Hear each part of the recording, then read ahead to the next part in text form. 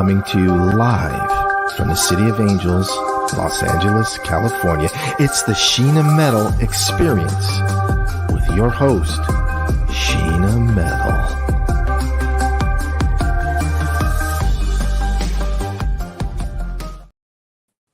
Hi, and welcome to the Sheena Metal Experience only on Parapod TV. I'm your host, Sheena Metal. I'm a psychic medium and an energetic healer and an interfaith minister. I'm a 29-year talk radio host in Los Angeles and beyond. And in 3 weeks, I can say that I'm a 30-year talk radio host. I've been a TV host in LA for even longer than that. I am a creative and a performing artist and a paranormal survivor, and I come to you live from my home in Southern California every Wednesday at 3 o'clock Pacific time.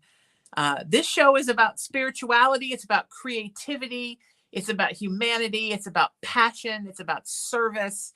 It's about becoming and then maintaining being your best you in this big, beautiful world, and then inspiring others to do the same. And it may be my show. It is the show.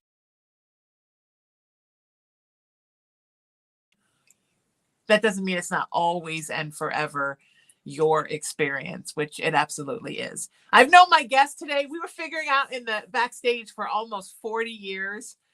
He is a multifaceted and multi-talented multimedia artist, well known for when I met him for the iconic local cable show, Tinseltown's Queer. And he is now also working with, I believe, Promo Homo is his new entertainment company. He's an activist and an advocate for so many things, and one of the loveliest people you'll ever meet, and seemingly has defied aging. Please welcome the wonderful Nicholas Snow. How are you, my Woo! Wow.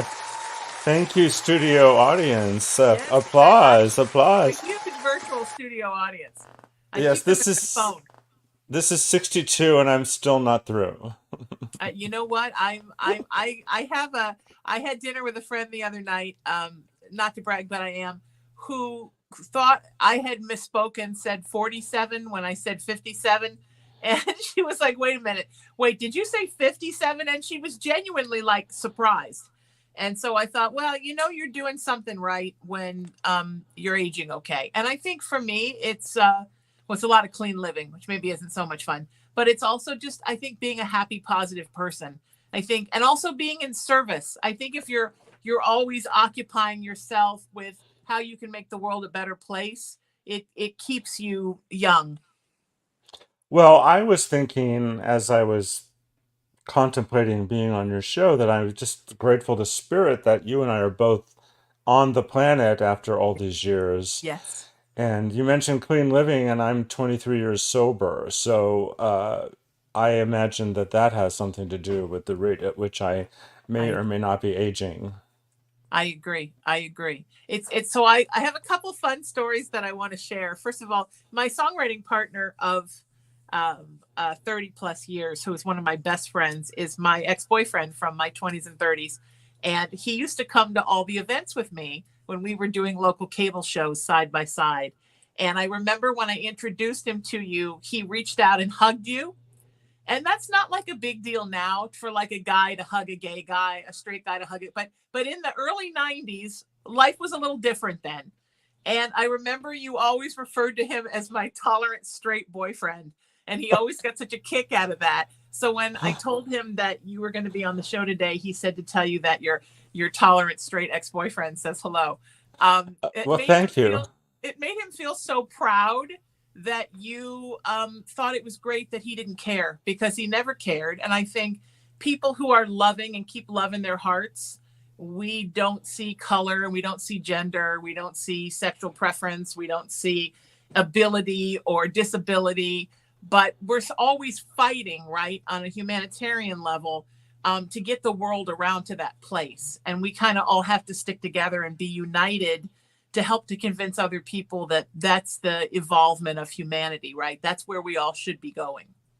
Well, it's people like him and you who have been allies of the LGBTQ plus community for decades that have helped create the biggest change. Of course, it started with those of us in the community coming out I was involved with the very first National Coming Out Day in 1988, me and thousands of people. Sure. Yeah. But, at the time, and this was in the late 80s, the research showed that people that knew they knew someone that was LGBTQ would vote in favor of laws that support the community, and people that didn't know that they knew would vote against laws that support the community, which is one of the reasons National Coming Out Day came about in 1988.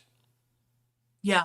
And I'm well, bisexual, now probably pansexual, because our gender preferences are different than two. Um, and part of the intersex community, which I did not know that I was intersex at the time that I met you. I didn't know till I was 31. But I fought just as hard for the LGBTQI plus community when I was in relationships with men as I have when I'm in relationships with women. I think we need to learn not to just preach to our own choirs, but to defend everyone's rights, whether it's directly affecting our lives or not. And I think Well, that I'm sorry. I was just going to say I fought for equality even though I haven't been in a relationship with anyone. Mm. I've been perpetually single. I How is fought that for all even? these. I fought for all these gay rights that I haven't been even able to exercise.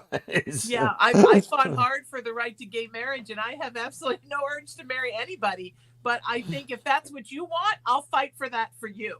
So, I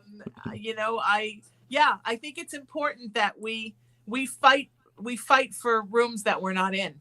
We need to get beyond just preaching to our community and beyond this sort of myopic ideology culturally and politically and spiritually that we only need to fight if it affects us, because everything that happens to every human being on the earth affects us in some way.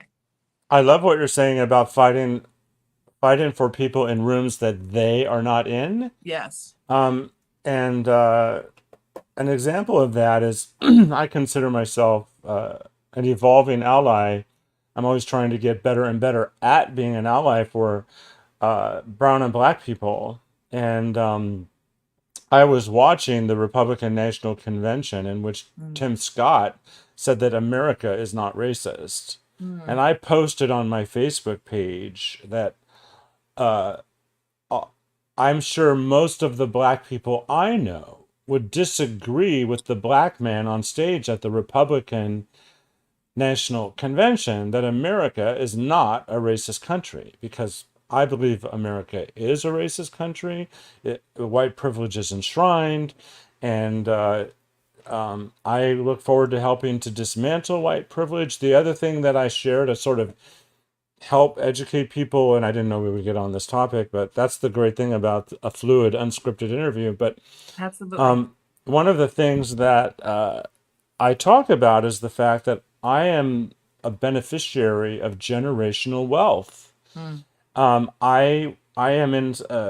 not wealthy, but the opportunities that I've had and the bills that I've been able to pay and the stability I have right now is completely from generational wealth. Yet in the DNA testing, I've learned that I have black distant cousins. Well, if you do the math, the only reason I have black distant cousins, logically, is that I'm a descendant of slave owners and rapists, Right.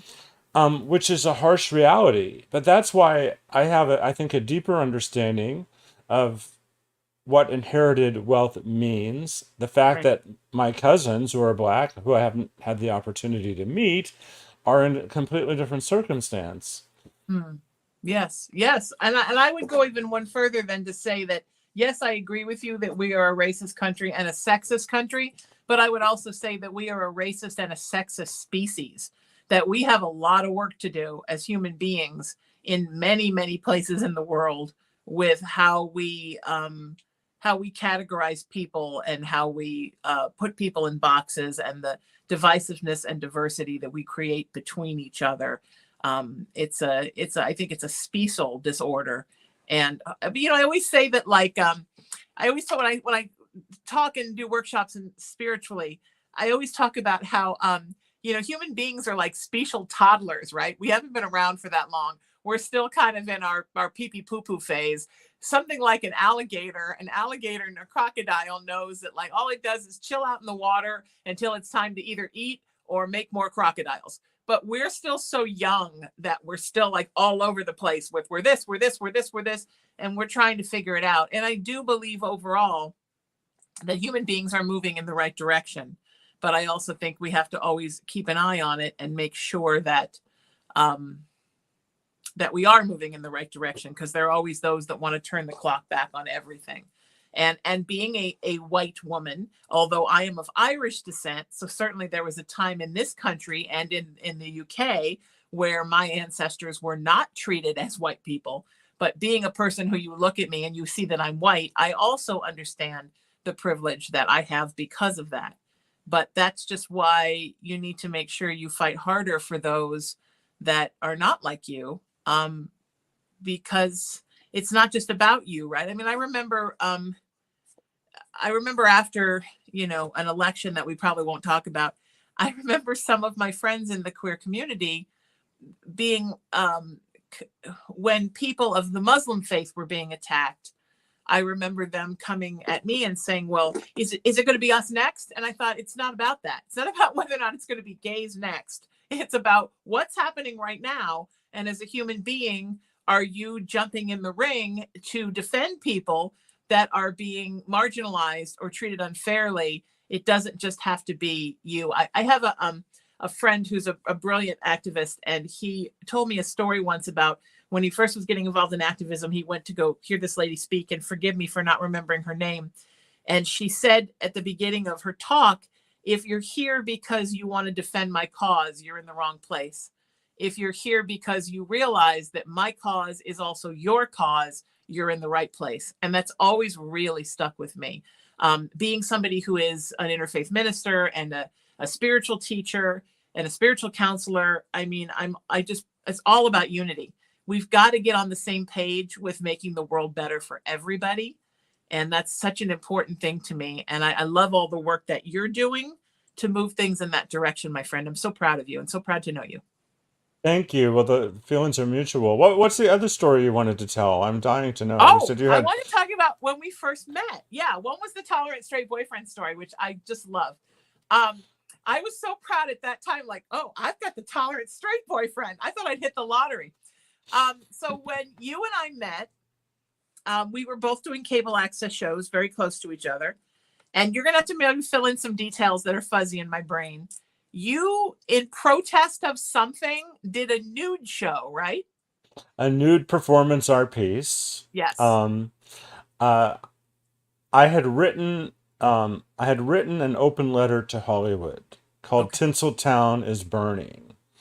And it actually equated homophobia as a raging fire burning out of control. And in the expansion of the metaphor, I talked about how some of us are on the front lines fighting the fire with everything we have. And some of us are in protected communities behind fireproof walls. And I basically, it's really powerful in my opinion when you read it, and it didn't get the attention that I thought that it deserved. So around the same time, I found out, well, you could be nude on public access television. They Yes. would allow nudity. And, I'm not an exhibitionist, but I decided that as a performance art metaphor calling upon the entertainment industry to remove its layers of make-believe and express its naked truth, I would recite this open letter while taking off my clothes.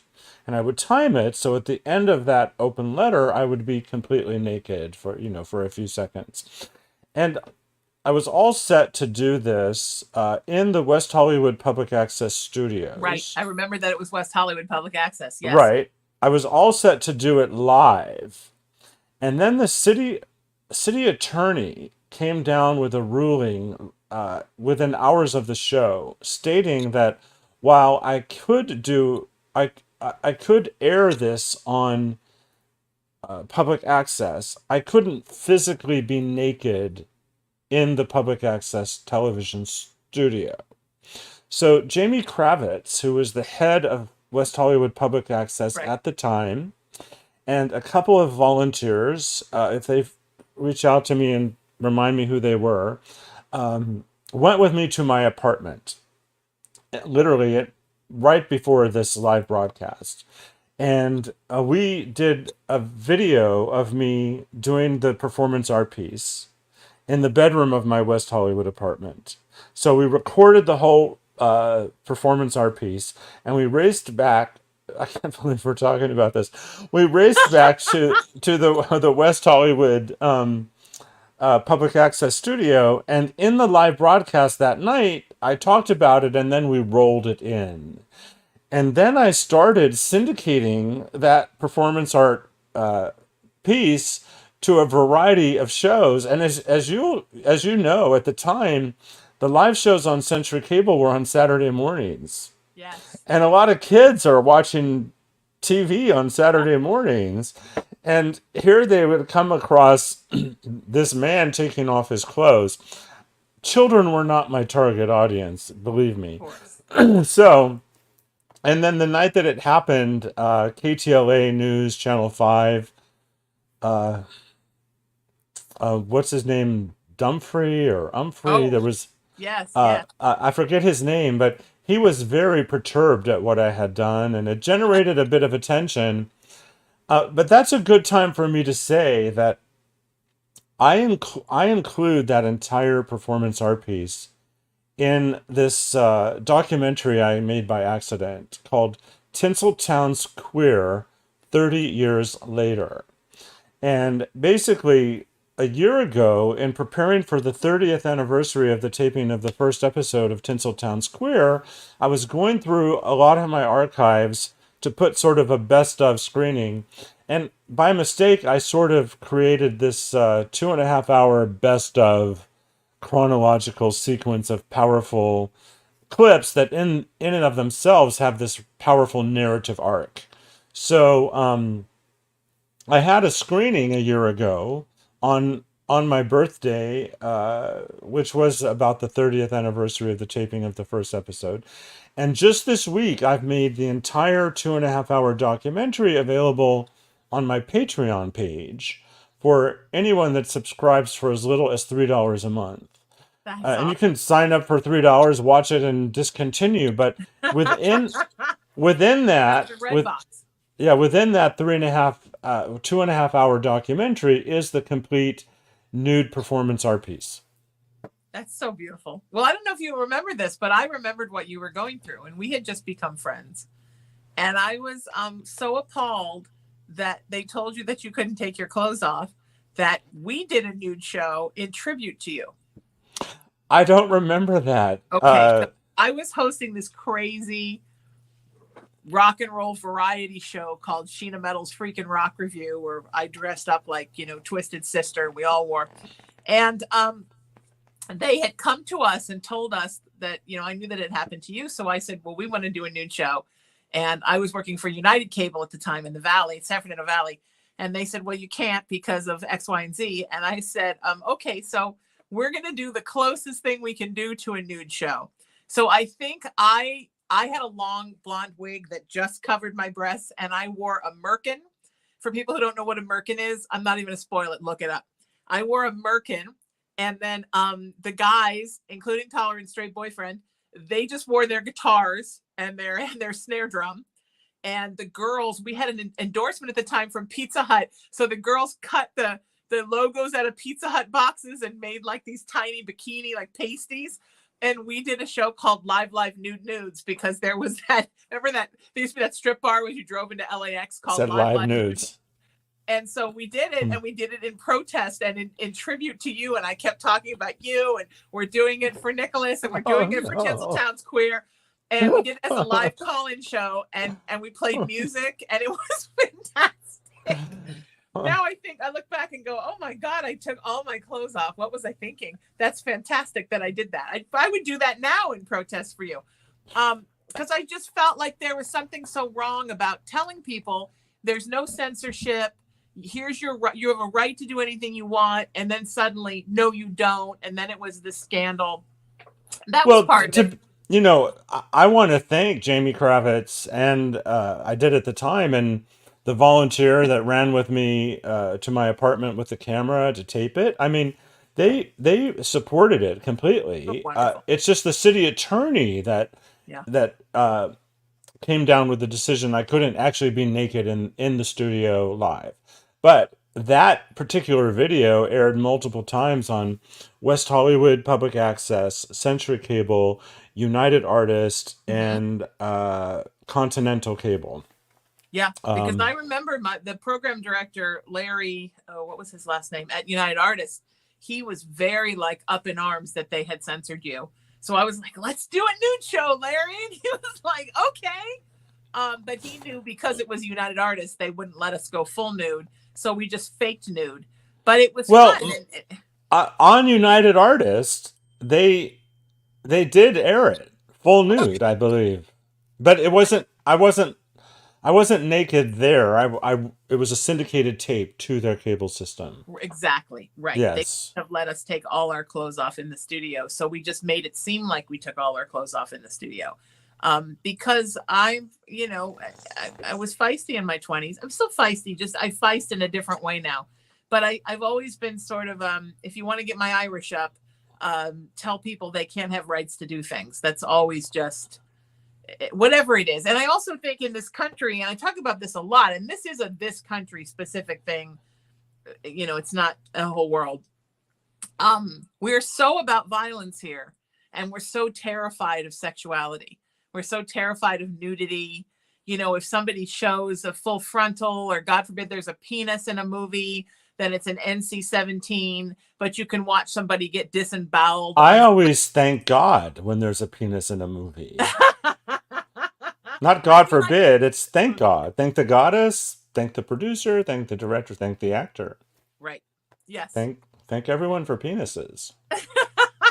You should see more penises in movies. That's where our politics lie these I days. just want to see more penises in life. More penises in general. Yes. So for you, as an activist all these years, what are you the most proud of as far as humanity has come? And what do you think we still need to work on? Well, I've been really focused on preserving my legacy. Because, I have a decade of 3/4 inch and 1/2 inch videotape that desperately need to be digitized or be lost forever. Yeah, me too. And Mhm. I've done a variety of other things, of course. I've been this multimedia activist for about 40 years. And I I know that the world that we live in today and the advances that have happened for the LGBTQ plus community, that I've had something to do with it, as have so many other people. But my archives isn't just about me, it's about a lot of those other people. So I'm really proud of just the way that I've lived my life and my body of work. But I said I would break a little bit of news. Please. Um, One of the reasons I've been focused on legacy is that I have known in the back of my head that I've had a progressive hereditary muscle disease. Mm. And only in the last 10 years did I get an actual diagnosis, because over the last 10 years, this disease has progressed and is impacting the way that I walk and my mobility. I can still walk. Um, but yesterday, Monday, I live in Palm Springs. Monday I was at USC because I was getting baseline testing done to look at the ability of my heart and lungs to function on their own, to establish a baseline for that. So over the years, we can determine if this disease is impacting my ability to breathe Mm. and the ability for my heart to function. And I was also on partial disability through a job that ended. The job, I was laid off from the job recently, But because I was receiving partial disability, now that those earned income is disappearing, my disability benefits will go up. And I'm in this position where I can seek more work. I'm not compelled to seek more work. And a lot of my focus can be on taking care of my health. But I'm trying to figure out when and how I can continue to do the work that I do in media around the parameters of my disability benefits and Mm, expand as I can. Um, and this is one of the reasons why I've made that documentary available on my Patreon page, because one of the ways I'm able to fund my activism is when people subscribe to that Patreon page. beautiful. Yes. Yeah. So, but one of the things I've learned, Sheena, it doesn't matter how famous we might have been in life. When I go, there's going to be maybe a 24-hour blitz of, oh my God, RIP on Facebook, and then everyone's just going to go on with their lives. I'm not expecting, uh, I'm not expecting this massive impact when I leave the planet. But I do believe that my life's work can create impact over time. And things are arranged right now that if something were to happen to me, everything would go to the one archives at the USC libraries. Mm, And so I have a destination for my work, but my goal is to come up with ways of digitizing my whole library, getting it online, making it available for everyone else. And then, of course, right now I'm the producer of a variety of programming on the website promohomo.tv. And I'm focused on a particular show. I'm only doing it monthly because of my energy and other challenges, but the show is called The Snowstorm. My last name is Snow, so the show's called The Snowstorm, and it's a politically oriented hot topic show focused on protecting democracy. beautiful. So my co-host is a political warrior, Joy Silver, who's the head of the Riverside County Democratic Party and has done all kinds of really wonderful things. So the last Sunday of every month at 9 a.m., we're getting together and we're talking about what we're facing as a country. So the last Sunday of the month at 9 a.m. Pacific at promohomo.tv, we're asking the question: is the U.S. presidential election the end of the world as we know it? Oh, Of well, course, just we that don't type of question. we don't know the answer to that No. question, and the political landscape is shifting so fast. It's like whiplash. So I want to I want to bring everything I said sort of full circle by saying that I was compelled into activism in the late 80s by friends who were living with and dying of AIDS, who Yes. taught me the power of my own voice, and I unleashed it because I learned about the importance of expressing my own voice while I had it in honor of those who could no longer do so. Mm, And I've been living with HIV now since 2011 for about 15 years, and mm, I've also been a significant activist about that issue. So you were saying, well, what are some of the things that you're most proud of? Well, I created a music video campaign subtitled in 21 languages. The music video, it's a song that I wrote. It's called "The Power to Be Strong." mm. You can ask your smart speaker anywhere to play "The Power to Be Strong" by Nicholas Snow, and it's an HIV testing safer sex awareness anthem. So I have a lot of stuff that's gonna live on when I'm no longer here, and I just want to make sure it lands in the right place and benefits the right organizations. Yes. Yes. That's beautiful. That's wonderful. And my heart is with you in your whatever your upcoming journey, whenever your upcoming journey is, I'm with you every step of the way. So know you have a friend in me, and I think you're terribly brave to be thinking more about how you can impact the world than about me, I'm sad.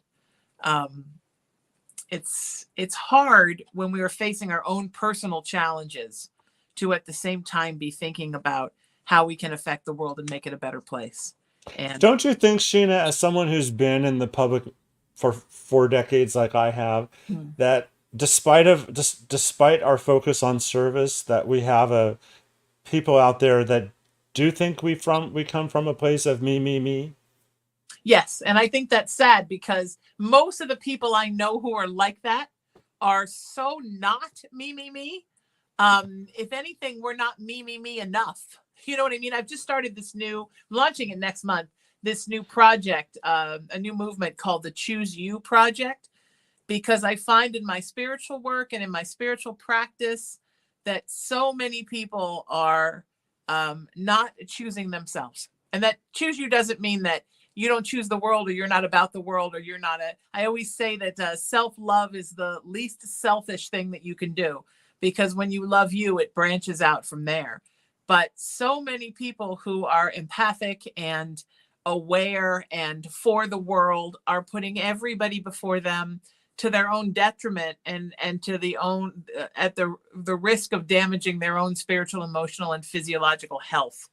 So I've kind of just started that, and I think that part of that is for people to know that even though you care about the world and you want to be about the world, it's okay to choose yourself too, to keep yourself happy and healthy and strong, so that then you can go out and do more work for the world. But you're right, when you've grown up in the entertainment industry, as both you and I have, and I say grown up, like when we met, I consider like we were babies. I know we weren't, We were.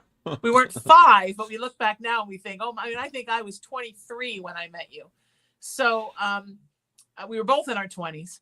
So it took me a while to learn to choose me. And I would go through phases where I would burn myself out, and then I would come back and I'd do it all over again. But because your face is in front of a camera, because your name is on things, people naturally assume you're doing it all for yourself.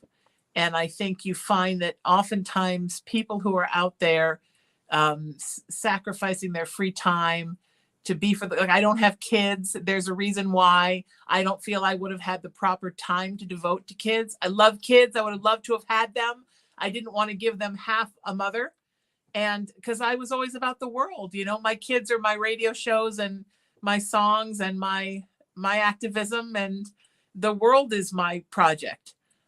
So I think in a lot of ways, people don't think about how we sacrifice in order to do what we do. And that's not like a poor us thing. We make the choice and we're happy in the choice. But yeah, it takes a certain kind of person. When young spiritual people say to me, I want to do everything you're doing, I always say, that's fantastic. But know that devoting your life to service is a lot, and it's not for everybody. Well said. But it is for you, and it is for me. And that's one of the things that I love about you. But I think that even if you don't want to devote yourself to service, to educate people to give a little bit of themselves to service, so the tsunami of change can hit the world, where people are thinking about not just themselves, but how can I do a little something for the world too, is very important. And that education should never stop. For sure. So for you, I mean, you obviously, I've heard you mention spirit a couple of times, so you are a spiritual person. Oh, totally. Um, how is it for you from a spiritual perspective to navigate some of the things you have to deal with on a day-to-day basis in your activism? Do you know political things, sociological things, cultural things? So, I was born into an Episcopal family, and then in late high school, early college, I went through a fundamentalist, born again Christian phase. And then I went through and have really sort of stayed in metaphysical, new age, religious science phase, not to be confused with Scientology, right, or Christian science, yes, but basically, yes. Science of mind, the science of mind, the power of spirit. And one of the things I love about 12-step programs, of which I have been participating in many over decades, are that people can have their own definition of a higher power, or they don't Mm. even have to have a higher power. Yes. But because of my specific experiences with religion and the things I have observed about other religions, I articulate my spiritual philosophy as this: I embrace any part of any teaching that celebrates the universal equality of humanity, Mm. and I reject any part of any teaching that, in order to be right, has to make other people wrong. Mm. I love that. Yes. So, for example, in a charismatic church singing certain songs, I can understand the spiritual power of raising my hands in the air to a power that's outside of myself. Um, you mentioned at the top of the show the oppression of Muslims. Well, some of the most beautiful, loving people I've ever met are Muslim. Absolutely. And there's a whole rise of anti-Semitism, and it's like I know beautiful, wonderful people of many and no religions. Me too. Me too. Right. So, but with all of that, I don't really have a regular sort of church home that I go to because I feel uncomfortable in a group of people that have decided that this is the way. Mm. So even though there are some spiritual families that are incredibly open-minded, they're still kind of locked into this shared language about who or what spirit and God are. Right. I like it even a bit more loose than that. Yeah. Um, I've been dealing with my progression of my muscle disease very much in my head. And in a 12-step meeting today, when I was sharing, I talked about having had these tests on Monday to get a baseline of the function of my heart and lungs. And as I spoke out loud about that, um, I started to cry. I got in touch with sort of the fear that exists around that on an emotional level. Mm. And I accept that as a gift. I think it's great to be in touch with emotions and not come from an intellectual place all the time. Although coming from an intellectual place can be a way of self-preservation. Absolutely. Um, but ultimately, I don't think I'm dying anytime soon. The prognosis isn't that I'm dying anytime soon. Um, but it's weird to kind of know what you probably will die of when you die. That's Mm. kind of a weird feeling. However, I'm not focused on that. I'm focused on living life fully, and I'm grateful for the fact that I now have the time and energy to make my health uh, a primary focus. Mm. And I am participating in a gay men's 12-step 4-day retreat soon. And I'm going to be going to LA in September for the National Gay and Lesbian Journalists Association conference, Oh, wow. which will be the first time I've been able to go to that in decades. Um, and continuing to get content online. So I just want to make the most of every day in a way that's balanced, in a way that allows me to connect with other people. Beautiful. That's one of the things I really want more is I want more authentic, real world connection with other humans, away from social media, away from my broadcasting and yours. I mean, these are all great opportunities, but I want to make sure that virtually every day I'm spending quality time with other human beings in the real world. I agree. I agree. First of all, I'd love to join you there. Let me know when that is. Secondly, I've been spending some time in Palm Springs. I was there for 10 days in April. I will be there for 2 weeks in October and November. And I would love to see you just for some friend time, just to connect and hang out. Well, and you got to come on my show too. And I would love to come on your show anytime you want me. Any show you've got, even the Sunday morning show. I have some interesting things to say about that. Well, Uh, I think I'm actually going to look it up for you because I described this in a certain way, and I think you'll really relate to it. So one of my shows is called Higher Powered. I love that. And it's stories of experience, strength, and hope, infusing infinite views of spirituality and purpose.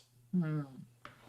I think you'd be a great guest on that Right show. up my alley. Yes, all It's of it. called Higher Powered.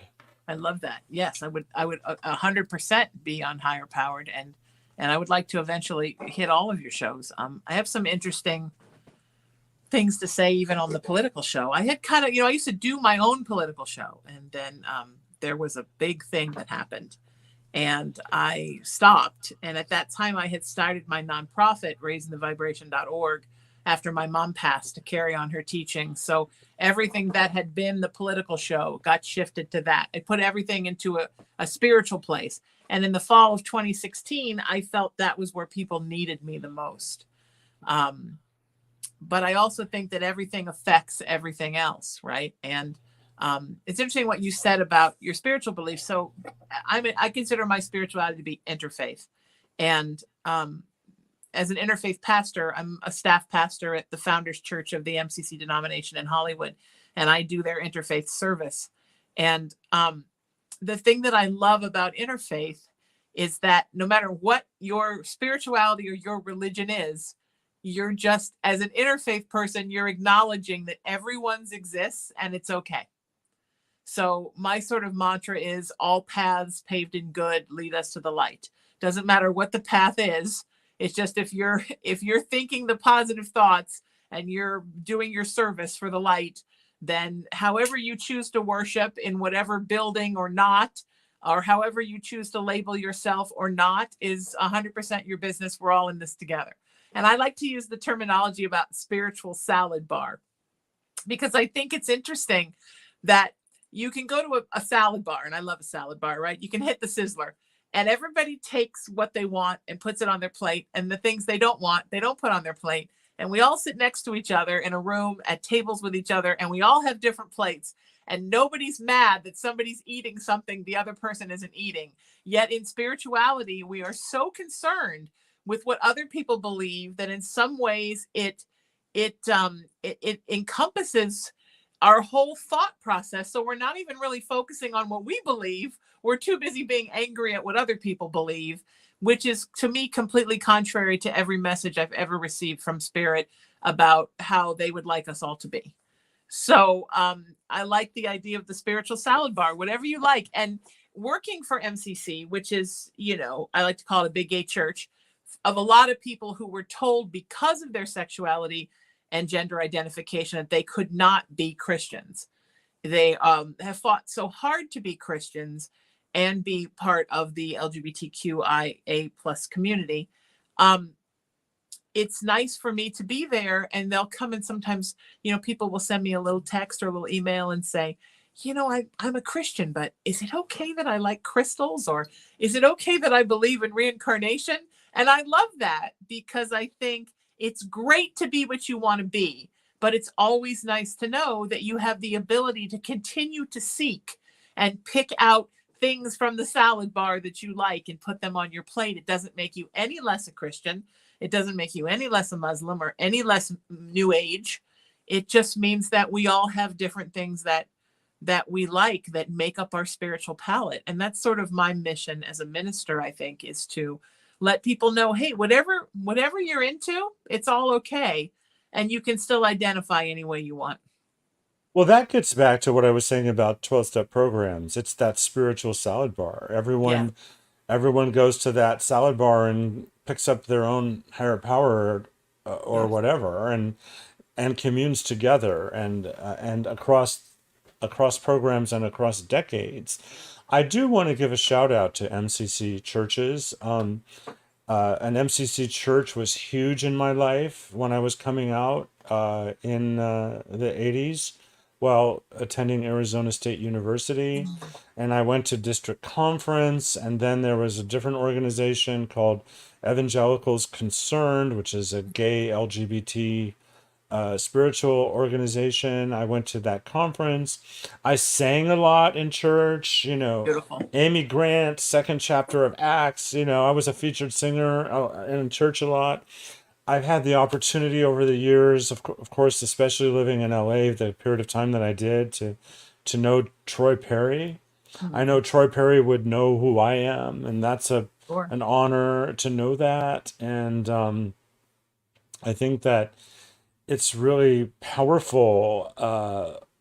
I really appreciate all of the efforts within every religious and spiritual teaching to reach and embrace members of the LGBTQ community Yes. who have been taught to hate themselves by the same framing of who or what God is. And so I support, even though I might not agree with particular religions, I support all the efforts within those religions to help the people who believe those things to love themselves if they happen to be LGBTQ plus, Yeah. or whatever they might be that is framed as a bad thing by the faith they were brought up with. 100%. Yeah. Yes. Yeah. And I had never been baptized. My mother never baptized me. She believed that was my decision. I had never belonged to a church. My mom sent me packing off with every kid I knew that was of a different sect, but I had never been a religion or sect. I'd never belonged to a church. And I got to MCC through the beautiful Reverend Steve Peters, who was a lovely friend of mine.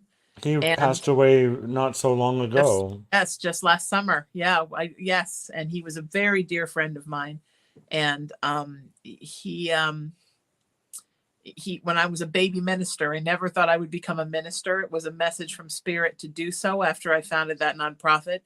And I never thought I would open my spiritual practice and be working that. None of it ever thought would happen. I just follow my nose and do what Spirit says. Um, but the first time he took me there, I knew that was where I belonged. And um, I knew that my mom was always looking for a church. She was always looking for a place she belonged. She was the opposite of me. I was never looking. She was always looking, never found a place. And the minute that I walked in there, I thought I could feel my mama's spirit with me. I thought this is the church that she would have belonged into because of the music and the love and the hugging and then I got baptized. I got baptized at one of my services by our senior pastor on her birthday. And her birthday is also the anniversary of my nonprofit movement. And it was just all so perfect. It's interesting sometimes how things you never thought would happen in your life happen in the most beautifully organic way. And you weren't looking for it and you weren't trying to make it happen. And so I found a home. And I certainly never thought I would use the word Christian attached to me again, because growing up in Orange County in the 80s with all the very heavy evangelical movement and all the homophobia and the anti-Semite movement, I couldn't get far enough away from that word. I wouldn't even say the word God. I would only say the universe. But I've kind of come back to this place of Christianity that's more about teachings of Christ and less about what human beings tell you God wants. And so you never know, right? Your spirituality is an endlessly evolving thing, right, Nicholas?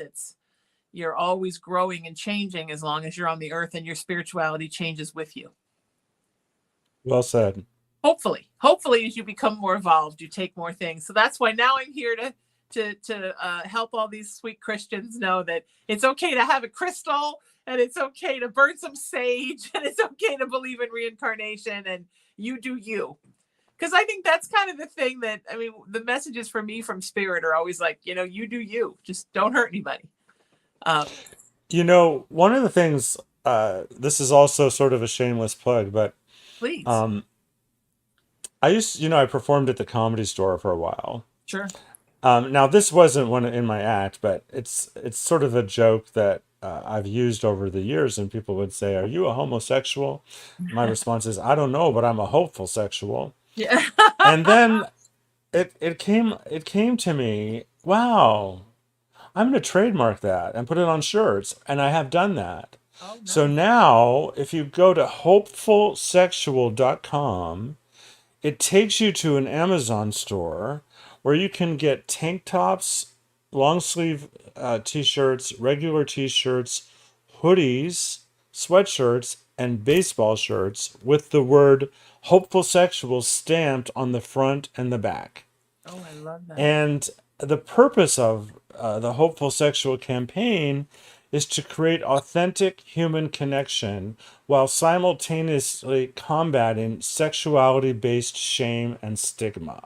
I And love that's exactly what happens. I mean, when I'm usually wearing the hopeful sexual shirt when I appear on my own show, because everyone already knows they're watching Promo Homo TV. But anytime I wear the hopeful sexual shirt, I get huge response and people start talking to me, and it does inspire conversations, and people want to know where they can get it. And so I can say, well, just add .com to the word and it will take you to Amazon. But that's once again, it is an effort to generate some revenue for my activism, but more importantly, anyone that owns that shirt and wears it is being an activist themselves. Yes. Yes. I love that. And that's nice, right? When you're inspiring activism and advocacy in others by the things you believe in. It's teach a man to fish, right? It's wonderful. You are wonderful. I'm so thrilled to have you here. Will you come back and do this again with me? Because we have so much more to talk about. Yeah, I would love it, and I would love to have you on my show. And Can't wait. when I see, it would be great to see you soon. And for anyone that wants to go to the National Lesbian and Gay Journalists Association conference, it's September 4th through the 8th at the Lowe's Hollywood Hotel. And you can find out more at nlgjja.org. Super. And I'm going to be volunteering that Tuesday on a double volunteer shift at registration. I figured, anytime I'm participating in an event where there's an opportunity to volunteer, I try to volunteer early in the event in some sort of highly visible place so I can connect more authentically to the people who are coming. I love that. I love that. And I love you, and you're brilliant. And I'm so glad you're here. And I'm here to support everything you're doing. And I can't wait to do your show next. And then we'll just keep popping back and forth with shows. Where can people find you online, sweetheart? Promohomo.tv is the website, and there's a contact link there, plus links to everything I've talked about. And across most social media platforms, I'm at PromoHomoTV. Beautiful. Thank you for being here. The wonderful Nicholas Snow, Promo Homo TV, the Tinseltown's Queer, and so much more. Yay! Thank you, Sheena. Mwah.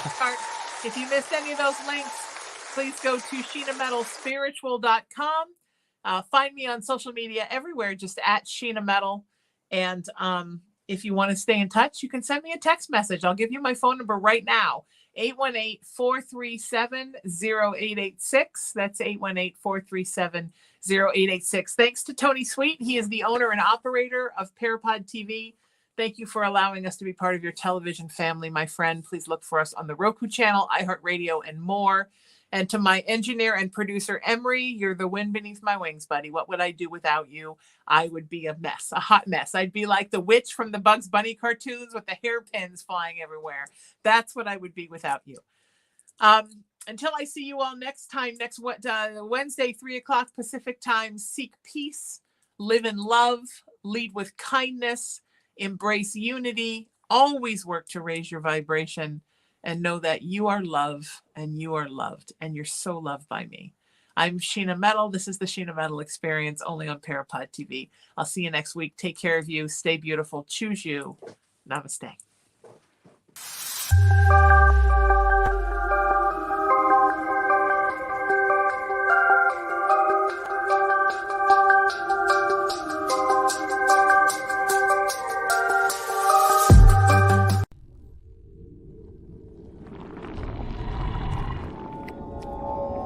Mm-hmm.